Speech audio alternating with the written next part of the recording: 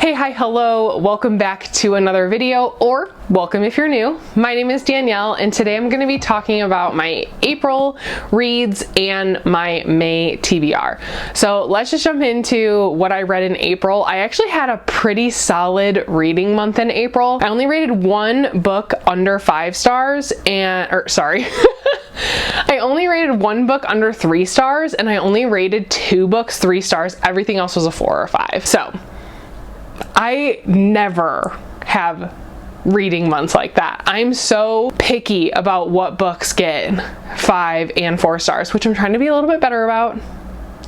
Not gonna lie, but yeah, it just was a really good reading month. So let's just get into what I read. So the first book that I picked up in the month of April and finished was Local Woman Missing by Mary Kubica. I'm pretty sure that's how you pronounce her name. So this is about, in this town, 2 women a woman goes missing, and then shortly after, a woman and her daughter go missing. And then you fast forward 11 years later, and the daughter returns, and then it's just bringing up more questions and answers, and it's pretty crazy, but I'm literally just gonna leave it at that. I really enjoyed this book. I rated it 4 stars. Honestly, the only reason it wasn't a 5 star is because they could have done a little bit more background on the killer. I feel like that would have just made the story that much more enjoyable. So that's why I'm nitpicking it, but it was really good. I haven't enjoyed a thriller like this in a really long time. Every thriller is a solid 3, where it's like, it was good, but it didn't blow my mind.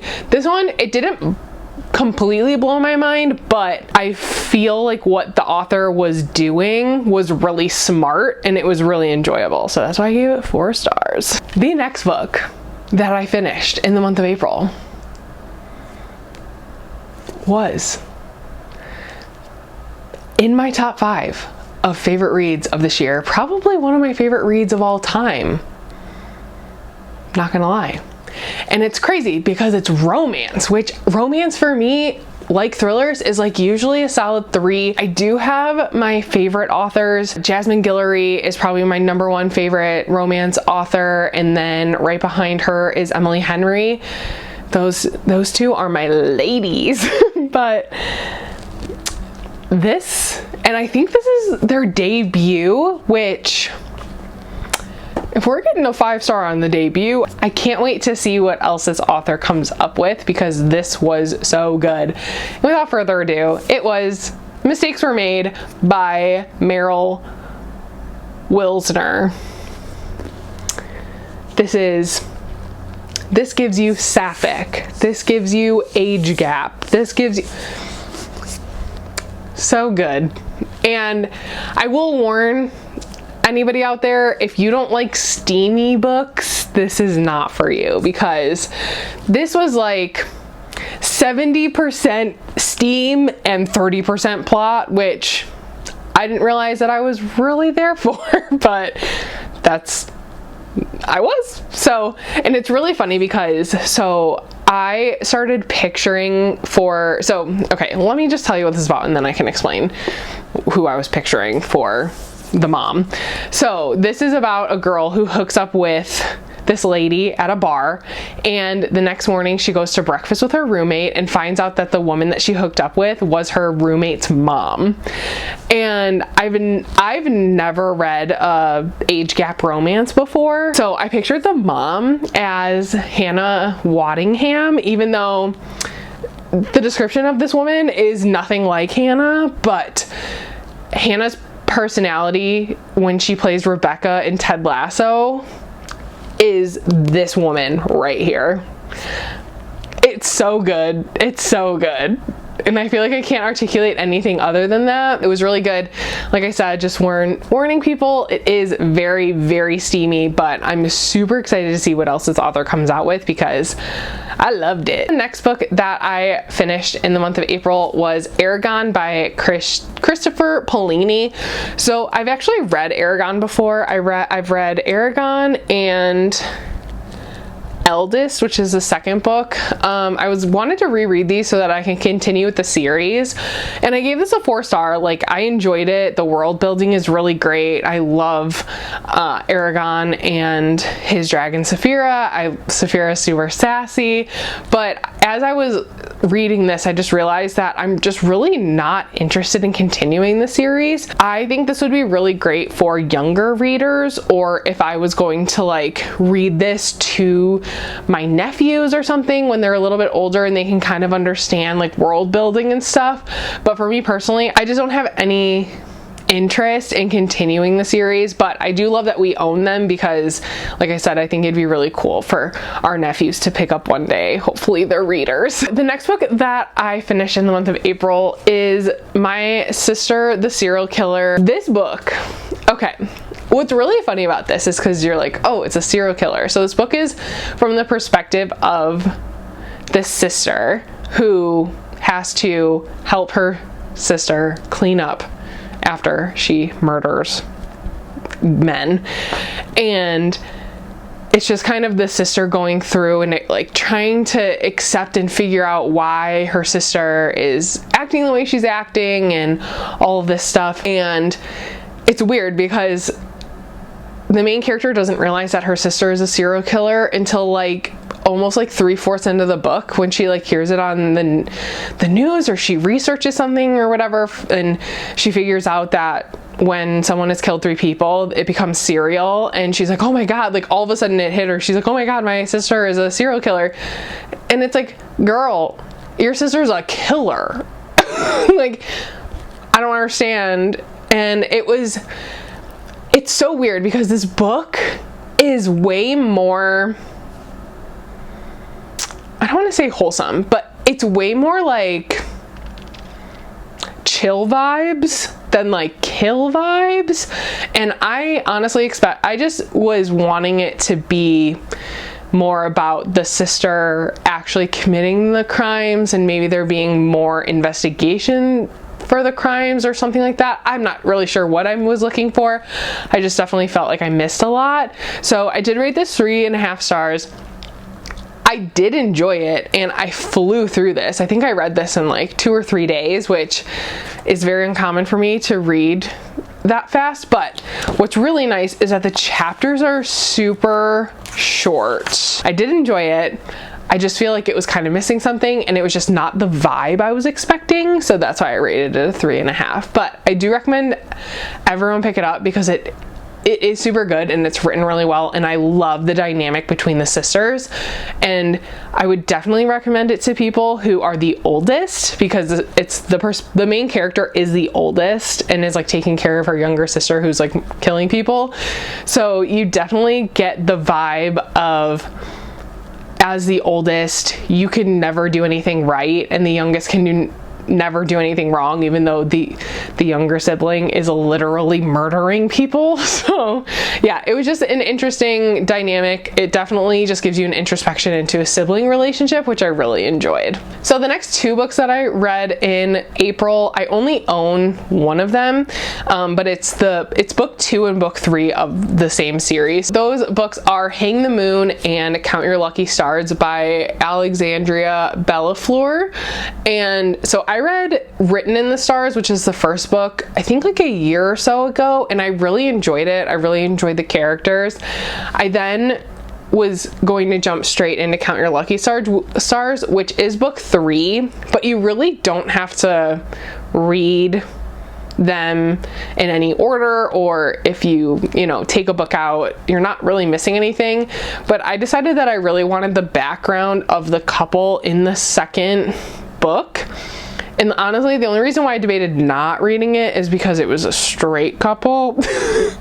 And the first and third books are lesbian couples.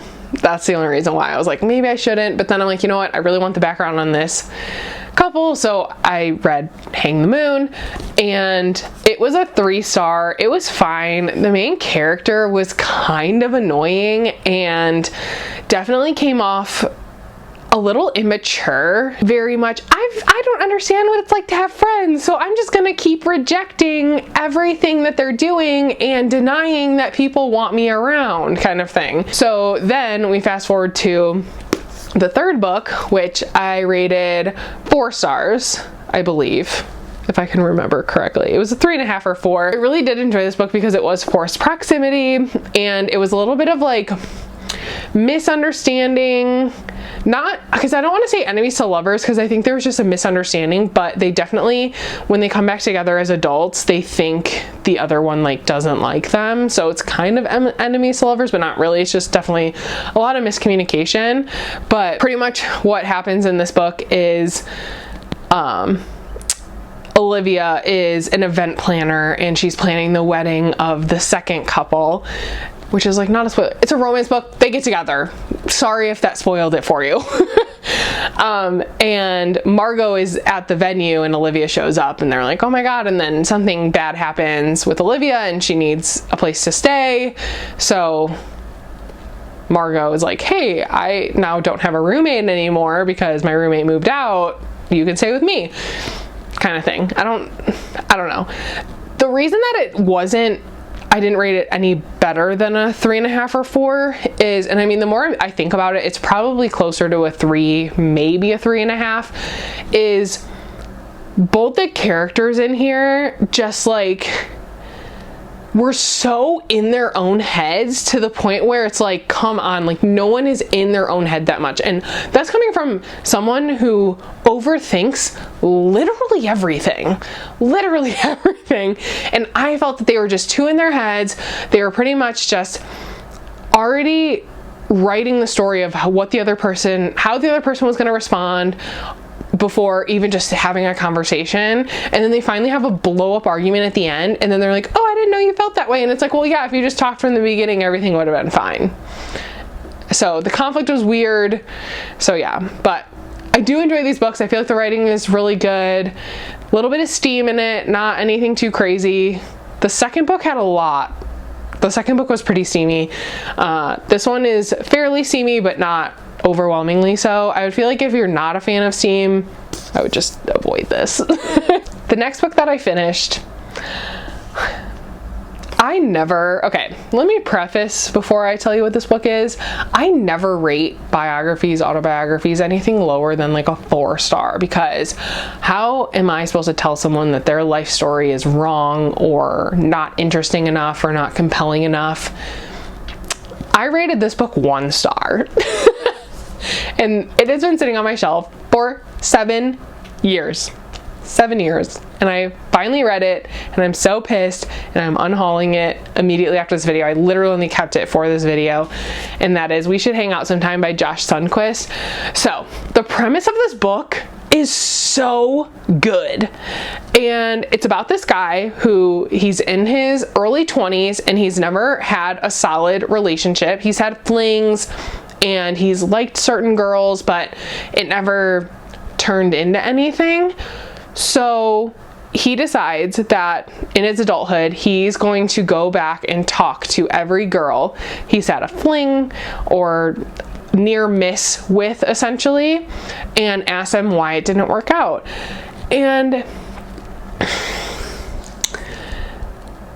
the emotional capacity that he has when he's like 10 is the same emotional capacity he has when he's in his 20s. There is no growth whatsoever in him, and it's just, he is very much, woe is me, no girl likes me, but I'm also not going to do anything about when I like a girl. I'm just going to want her to expect that I like her and her make the first move, and I can't make the first move. I'm too nervous, da da da. There's a part in this book where, or I should say, every conversation that he has with these women, he never flat out asks them. Like, I feel like you doing this experiment and you bringing these women in would be the perfect, like, barrier, you know, to protect yourself, to be like, hey, I'm just doing this thing, so why do you think we didn't work out?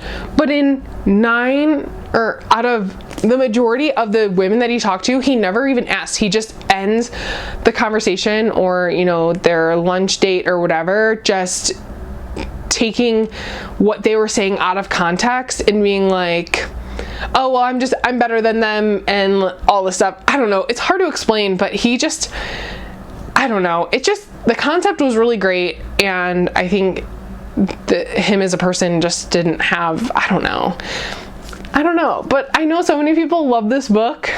But yeah, I just didn't like it, and I thought that he just didn't grow as a person over, you know, a 10 or 15 year span that this book takes place.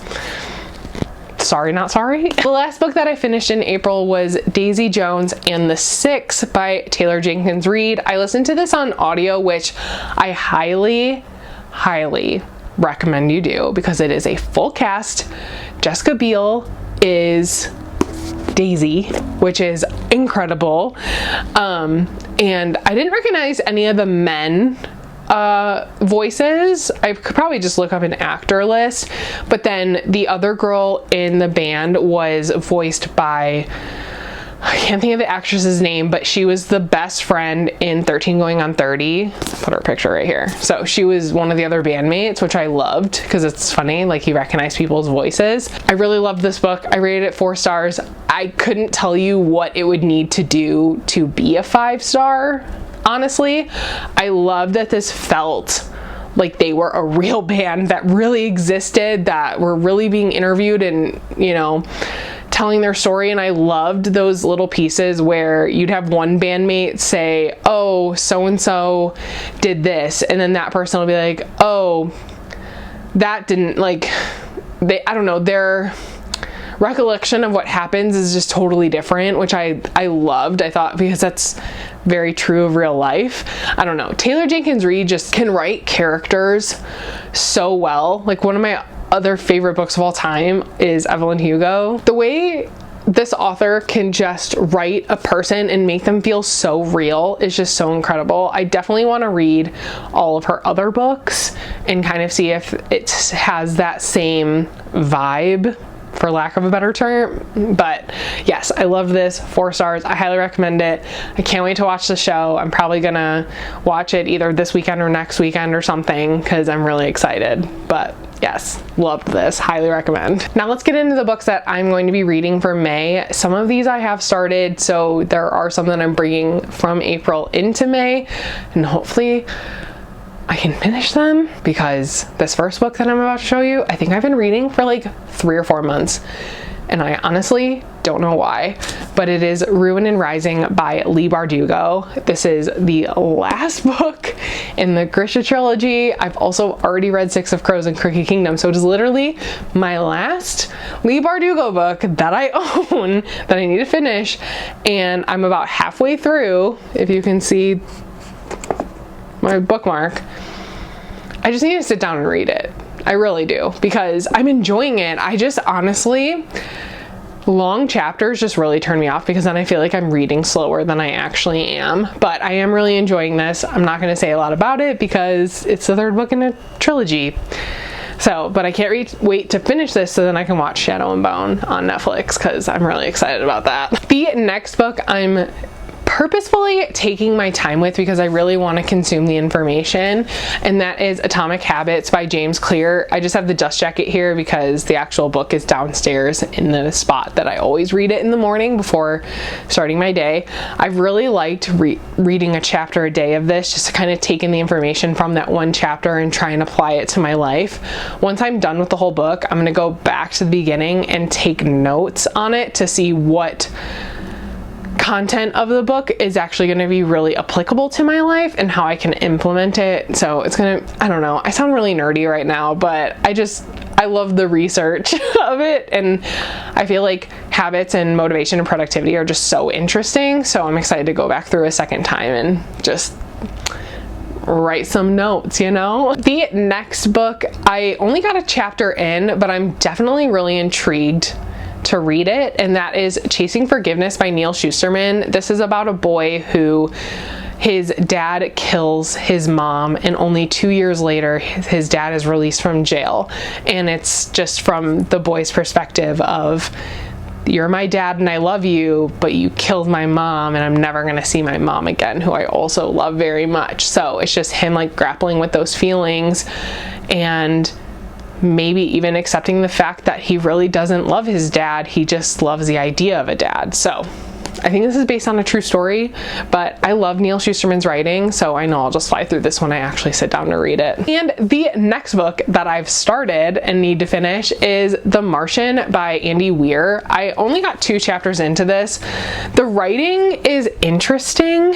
I definitely like the perspective of the astronaut. So for those of you who don't know, The Martian is about these 4 astronauts that go to visit Mars to like build something and then to come back home. Well, something happens and one of the astronauts gets left on Mars, and so it's from his perspective of him like surviving. So, and he definitely has a colorful personality, which I really do like and enjoy. From what I've already read, I do love his perspective, so I'm just excited to continue with this. The next book I just recently started because I wasn't sure if I was gonna be like in the mood for this vibe, because I'm definitely a mood reader for sure. So having like a strict TBR is a little bit hard for me, but once I start, I'm trying this month to, everything I've started, I just finish and just clear my currently reading on Storygraph, just to have a nice, crisp, clean, and ready to go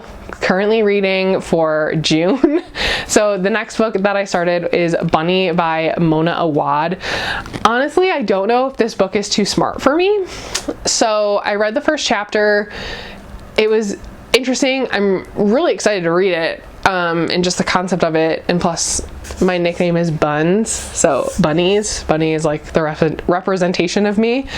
So yeah, this is about a secret society, I believe, where all the girls in this group call each other Bunny, and that's all I really know, and that's all I want to know going in. But a lot of my favorite booktubers, this is their favorite, one of their favorite books, so I definitely want to give it a try. Plus this cover is just the cutest, and this color, the colors are perfect. So ready to get more into this. And the last book that I'm a little bit a ways into, that is You Truly Assumed by Layla Sabrine. And this is from the perspective of 3 different Muslim girls, and there was a terrorist attack right in Washington DC. Sabria lives right outside of DC. Zakat lives in Atlanta, and the third character is Farah. Yeah, Farah, and she lives in California. And so it's from their 3 perspectives how this one single event in DC, which was labeled a terrorist attack, is affecting all 3 of them differently, but also the same. So this has been really interesting so far. I'm about 30% in. I'm really, really liking it, and I'm really liking the point of view of all 3 of these girls who are, like I said, going through the same thing, but also it's different. So yeah, I'm excited to keep reading this, and I'll definitely tell you how I feel about it in my May wrap up. Last but not least, this book I have not started at all yet, so this will be something nice, fresh and new for me to read in the month of May, and that is If I Never Met You by Mahari McFarlane. Maybe it's McFarlane. This is about our main character, Lori, who gets dumped by her ex after like a 10-year relationship, and just to find out through like office gossip that his now girlfriend is pregnant. So she's like, I'm not going down like that. I'm gonna meet someone, but she doesn't want to really hit up those apps. But then she ends up meeting someone in a broken down elevator, which, like I said earlier in this video, Jasmine Guillory is one of my favorite authors of all time. Her first book has her 2 main characters stuck in an elevator, so I hope I'm not putting too much of a high expectation on this, because Jasmine Guillory can do no wrong for me. So yeah, but that's all I know about this. It looks like it's going to be a interracial couple, which is cool and something that I don't read enough of. So I'm really excited to get into this, but another romance for the start of summer. All right, so that is all I have for you today. Please let me know down below what you've read in April or what you plan to read in May. I would really like to know. I'm always looking for new books to try out. So yeah, just let's chat down in the comments, and I will see you on Wednesday with another video. And just remember, you the best.